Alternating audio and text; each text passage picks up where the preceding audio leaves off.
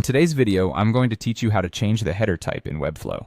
Whether you're designing a new website or refining an existing layout, adjusting your header types is crucial for both visual hierarchy and accessibility. Let's take a deliberate walkthrough of this process and ensure you're equipped with the know-how to effortlessly make these adjustments. First, we'll start by navigating to your project in Webflow. Once you're in, direct your attention to the element you wish to modify. You may have a particular heading element on the canvas that needs adjusting, so simply go ahead and click on that heading. This highlights the element and prepares it for editing, making sure that no changes are inadvertently applied to the wrong item. With the heading element selected, look over to the right-hand side of your screen and locate the element settings. You'll recognize it by the handy gear icon.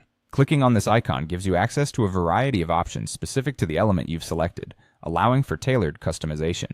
Now that you're in the element settings, it's time to find the heading type dropdown. This solution might appear simple, yet it is crucial. It dictates how your heading element will be interpreted both stylistically and semantically.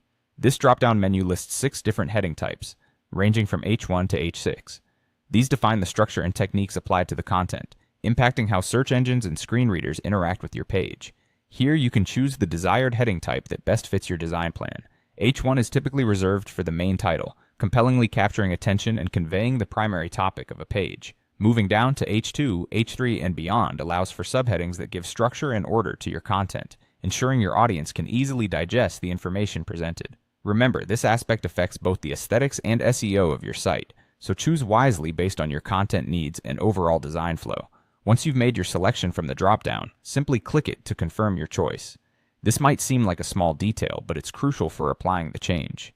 The visual hierarchy of your site is now recalibrated to reflect this change, setting a precedent for both consistency and clarity. To ensure these adjustments are reflected on the live site, you need to publish your work. Simply navigate to the top right corner of your Webflow interface and click the Publish button. This takes your changes from the editing phase and pushes them live, allowing visitors to see the new and improved structure. There you have it. With these simple steps, you can efficiently change header types in Webflow, optimizing your website for both readability and accessibility, enhancing the viewer experience while creating a more polished, modern look. Happy designing!